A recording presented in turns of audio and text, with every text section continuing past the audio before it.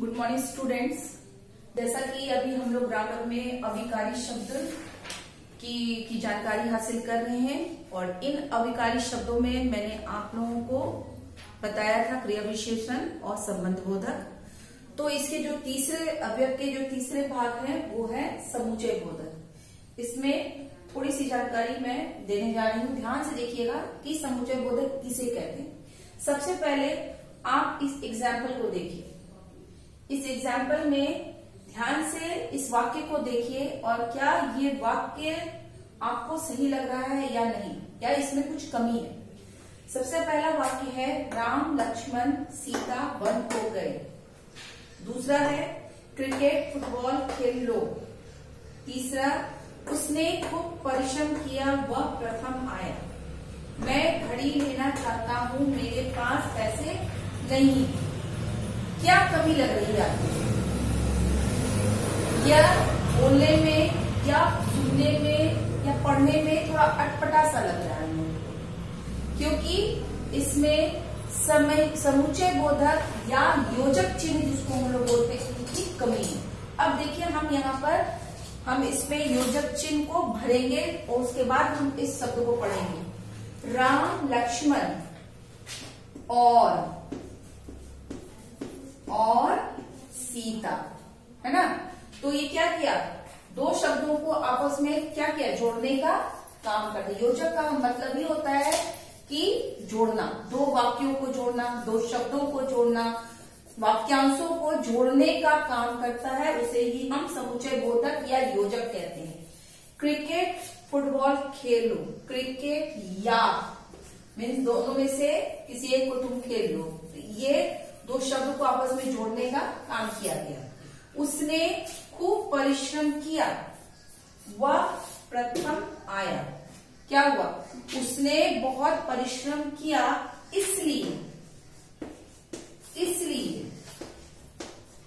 इसलिए वह प्रथम आया। मैं घड़ी लेना चाहता हूं लेकिन क्या नहीं है मेरे पास, लेकिन मेरे पास पैसे नहीं है। तो यहां पर ये और, या, इसलिए और लेकिन इन शब्दों के द्वारा वाक्य को क्या किया गया, जोड़ा गया। शब्द को जोड़ा गया, वाक्यांश को जोड़ा गया, इसलिए इसे हम क्या कहते हैं, समुच्चय बोधक या योजक कहते हैं। ठीक है, तो इसकी परिभाषा आप देख लीजिए।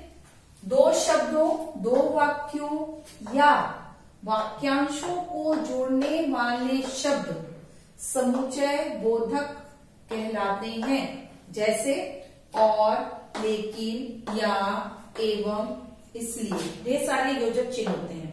क्लियर हो गया आपको कि दो शब्द को किस तरह जोड़ा, दो वाक्य को जोड़ा और वाक्यांश को जोड़ने का जो काम करता है उसे हम योजक, समुच्चय बोधक या योजक चिन्ह कहते हैं। क्लियर हो गया आपको। उसके बाद आज हम लोग पढ़ेंगे विस्मयादि बोधक। विस्मयादि बोधक क्या है? तो विस्मयादि बोधक की सबसे पहली परिभाषा देख लीजिए। जो शब्द आश्चर्य, शोक, घृणा, प्रसन्नता, खुशी, भय आदि भावों का बोध कराता है। मीन्स जब हम किसी भी परिस्थिति में, जब हम कोई ऐसी परिस्थिति देखते हैं तो स्वतः हमारे मुंह से क्या होता है, हमारे मुंह से आवाजें आने लगती है, तरह तरह के भाव उत्पन्न होते हैं और उस भाव की तरह हमारे मुंह से आवाज निकलती है, वही विस्मयादि बोधक चिन्ह। मान लीजिए एक सिंपल एग्जाम्पल कि आप लोग अभी घर पे बैठे हो और अचानक से पेपर में ये अनाउंस हो जाए कि भाई बच्चे कल से विद्यालय जा सकते हैं, क्या होगा? उस परिस्थिति में आपके अंदर से कैसा भाव है? वाह वाह, कल से हम लोग विद्यालय जाएंगे, वाह, है ना। क्योंकि वो वाह जो है वो अंदर की खुशी को प्रकट कर रहा है। क्लियर हो गया, खुशी को। तो उस खुशी को जो प्रकट करता है वही विस्मयादि बोधक कहलाता है। अब जैसे कि चारों तरफ आप चल रहे हो, रास्ते में ढेर सारी गंदगी पड़ी हुई है, पूरा कूड़ा कचरा है, फैला हुआ है चारों तरफ। तो हम लोग क्या बोलते हैं, वाह कितना कूड़ा कचरा है, ऐसे बोलते हैं? नहीं, हमारे अंदर से एक प्रकार की उस चीज को देखकर अंदर से घृणा उत्पन्न होती है। छी, कितना गंदा है यहाँ पर, ये अंदर से आ रहा है। तो हमारे मुंह से वो भाव जो है कोई शब्द बनकर निकल पड़ता है, उसे ही हम विस्मयादि बोधक चिन्ह कहते हैं। क्लियर हो गया?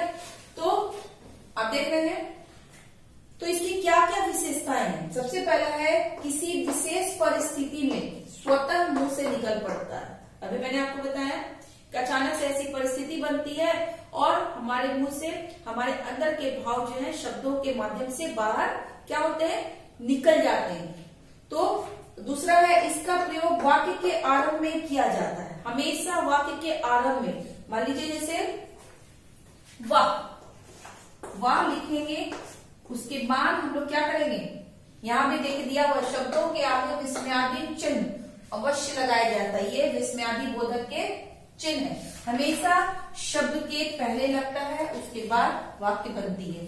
तो वाह, मैं विद्यालय जाऊंगा, वाह, है ना, छी, यहाँ कितनी गंदगी है। तो क्लियर हो गया कि विस्मयादि बोधक क्या है? विस्मयादि बोधक क्या कहलाता है कि जब हमारे अंदर के भाव किसी परिस्थिति के कारण शब्द बनकर बाहर निकल जाता है, उसे ही हम विस्मयादि बोधक कहते हैं। तो विस्मयादि बोधक में भी ढेर सारे आपके विस्मयादि बोधक चिन्ह हैं। जैसे खुशी को प्रकट करने के लिए किस विस्मयादि बोधक का प्रयोग किया जाता है, घृणा को प्रकट करने के लिए किस विस्मयादि बोधक का प्रकट किया जाता है, ये अभी हम लोग इसके बारे में भी जानकारी अभी हासिल करेंगे। तो यहाँ पर आप लोगों ने देखा कि किस तरह जब शब्द आश्चर्य, शोक, घृणा, प्रसन्नता, खुशी और भय के भाव जब हमारे मुंह से निकलते हैं तो किस तरह कौन कौन से शब्द का प्रयोग हम लोग करते हैं, है ना। तो यहाँ पर मैंने कुछ शब्द को लिखा है, उसको ध्यान से देखिएगा, ये याद करने वाली चीज है। सबसे पहले विस्मय मीन्स जब हम किसी चीज को देखकर आश्चर्यचकित हो जाते हैं, कहते हैं अरे क्या, ओहो, है ना। अचानक से कोई चीज हम लोग देखते हैं तो अरे क्या हो गया, अरे तुम कैसे गिर गए, तो ये आश्चर्य हुआ। हर्ष, जब हम किसी चीज को देखते हैं और बहुत खुश हो जाते हैं उसको देख करके, तो कहते हैं ना वाह, शाबाश, कहते हैं ना वाह, तुमने तो बहुत कमाल कर दिया, शाबाश बेटा, है ना। लेकिन याद रखिए कि शाबाश, वाह बोलने से पहले उसके बाद विस्मयादि बोधक चिन्ह लगाई जाती है। बहुत अच्छा, कहते हैं इंग्लिश में keep it up, good, very good, वही है शाबाश, वाह, बहुत अच्छा। घृणा, छी, छी, ये गंदगी है। अब जिस आदमी को देख करके भी घृणा होती है, हम लोग बोलते हैं हटो, तुम हटो यहाँ से, जाओ यहाँ से, बोलते हैं ना। अगर गंदगी देख ली तो बोलते कितना गंदगी है यहाँ पर। तो ये हमारे अंदर के भाव है जो शब्दों के द्वारा क्या हो रहा है, मुंह से प्रकट हो रही है। उसके बाद क्रोध, अब किसी से लोग गुस्सा हो जाते हैं।